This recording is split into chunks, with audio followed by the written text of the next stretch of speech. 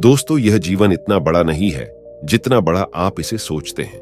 पर क्योंकि आपको लगता है कि आपका जीवन बहुत लंबा है, इसीलिए आप अपनी ऊर्जा को बेवजह की चीजों पर बर्बाद कर देते हैं, जैसे ईर्ष्या, घृणा और लालच। दोस्तों, क्या आप सोच सकते हैं कि कोई व्यक्ति अपने पूरे जीवन को किसी से ईर्ष्या करने में बीता दे? दोस्तों, आज मैं आपके साथ एक ऐसे व्यक्ति के जीवन की कहानी शेयर करने वाला हूं जो अपने पूरे जीवन को गौतम बुद्ध से ईर्ष्या करने में बीता देता है। दोस्तों, वह व्यक्ति बुद्ध का भिक्षु भी बना और रिश्ते में वह बुद्ध का चचेरा भाई भी था और उसने बुद्ध के साथ ज्यादा समय भी बिताया था, लेकिन फिर भी उसका जीवन रूपांतरित नहीं हुआ।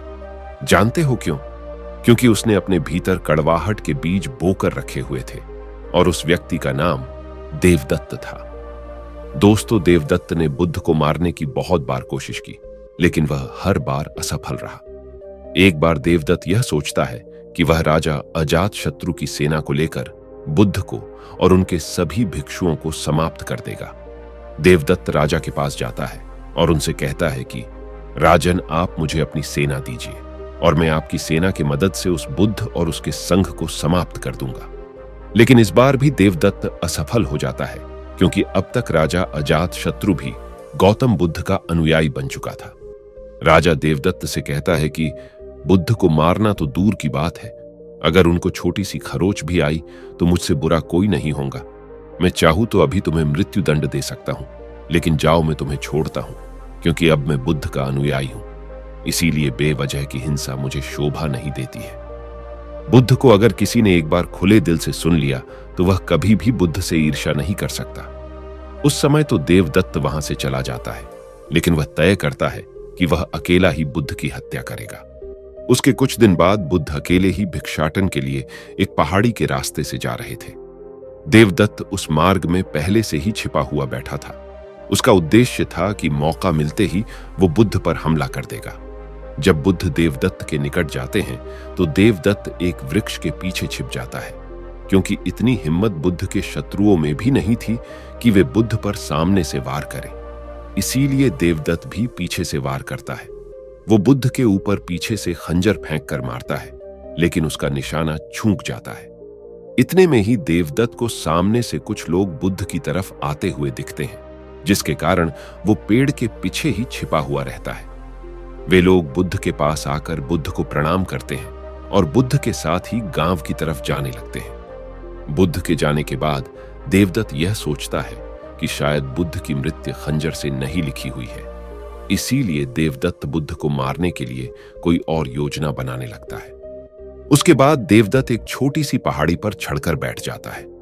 उस पहाड़ी पर छोटे छोटे बहुत सारे गोल पत्थर थे, जिन्हें आसानी से नीचे धकेला जा सकता था। उन पत्थरों का आकार कुछ ऐसा था कि अगर किसी के सर पर गिर जाए तो उसकी मृत्यु निश्चित थी। उस पहाड़ी के नीचे से आने जाने का रास्ता था और देवदत्त यह जानता था कि बुद्ध भिक्षाटन के बाद उसी रास्ते से वापस लौट आएंगे। इसीलिए देवदत्त वहीं पर छिपकर बुद्ध के आने की प्रतीक्षा करने लगता है।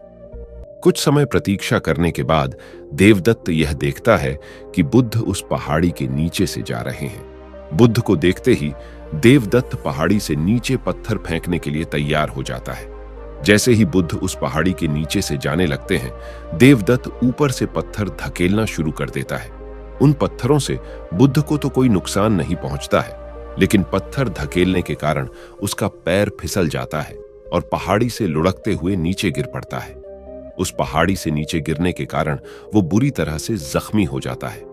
बुद्ध यह जानते हुए भी कि देवदत्त उनके प्राण लेना चाहता था, फिर भी वे उसे जख्मी हालत में अपने भिक्षुओं के पास ले जाते हैं और उसका उपचार करना शुरू कर देते हैं। और यह देवदत्त का अंतिम समय था, यानी कि देवदत्त ने अपना पूरा जीवन बुद्ध से ईर्ष्या करने में बीता दिया था। देवदत्त अब होश में था और अपनी अंतिम सांसें गिन रहा था। उसकी आंखों के सामने से उसका पूरा जीवन गुजर रहा था, लेकिन इस बार उसकी आंखों में पश्चाताप के आंसू थे और उसे अपनी गलती का एहसास हो रहा था। उसे अब यह बात समझ में आ रही थी कि जिसके वह प्राण लेना चाहता था, वही उसके प्राण बचाने के प्रयास में लगा हुआ है। देवदत्त की आंखों से अब बहुत आंसू निकल रहे थे और वो अब बुद्ध की तरफ देख रहा था। बुद्ध उसके शरीर पर लेप लगा रहे थे। देवदत्त रोते हुए और लड़खड़ाती हुई आवाज में बुद्ध से कहता है कि मैं आपसे क्षमा मांगने के भी लायक नहीं हूं और मैंने आपको बहुत क्षति पहुंचाई हुई है। पर बुद्ध कहते हैं कि मुझे तो कुछ याद ही नहीं। बुद्ध के ये शब्द सुनते ही देवदत्त के आंखों से आंसुओं की धारा बहने लगती है और वो दोहराता है, बुद्धम शरणम गच्छामि, धम्मम शरणम गच्छामि, संगम शरणम गच्छामि। दोस्तों, बुद्ध कहते हैं कि बुद्ध, संघ और धर्म हर मनुष्य के अंतर में है और स्वयं को जगाने की क्षमता बुद्ध है। जागने के बाद हम जिस पथ पर चलते हैं वह हमारा धर्म है और स्वयं के मन को एकांतरित करना यानी उसे केंद्रित करना संघ है। ये तीनों रत्न सभी लोगों के अंतर में है। उसके कुछ क्षण में बाद देवदत्त अपना शरीर त्याग देता है। दोस्तों, मैं आपसे पूछना चाहता हूं कि देवदत्त ने जैसा जीवन जिया, क्या वह जीने लायक था? क्या नर्क किसी और जगह का नाम है? हमें नीचे दिए गए कमेंट बॉक्स में कमेंट करके जरूर बताएं। दोस्तों, वह अपना पूरा जीवन ईर्ष्या की आग में जला और अंत में उसे अपनी गलती का एहसास हुआ। इस बात को सोचना जरूर कि क्या गलती का एहसास करने के लिए मृत्यु आवश्यक है और क्या मृत्यु आने पर ही हमें यह एहसास होगा कि ईर्ष्या, घृणा और लालच ये सभी चीजें व्यर्थ है? क्या उससे पहले हम इस जीवन को सुंदर नहीं बना सकते और इसे जीने योग्य नहीं बना सकते? दोस्तों, आज के इस कहानी से हमें यह सीखने को मिलता है कि नर्क कहीं बाहर नहीं है, बल्कि वह हमारे भीतर ही है और उसका निर्माण ईर्ष्या, घृणा और लालच जैसी बीमारियों से होता है। तो दोस्तों, आज की यह कहानी आपको कैसी लगी और आपको इस कहानी से और क्या-क्या सीखने को मिला, ये नीचे कमेंट बॉक्स में कमेंट करके जरूर बताएं। साथ ही अगर आपको यह कहानी पसंद आई होगी और आपके लिए उपयोगी साबित हुई होगी तो इसे अपने परिवार और दोस्तों के साथ अवश्य शेयर कीजिए ताकि और लोगों को भी यह कहानी सुनने को मिल सके। दोस्तों, आज के इस वीडियो में सिर्फ इतना ही। दोस्तों, हम आपसे फिर मिलेंगे ऐसे ही एक लाइफ चेंजिंग वीडियो के साथ। तब तक के लिए आप जहां भी रहिए खुश रहिए और खुशियां बांटते रहिए।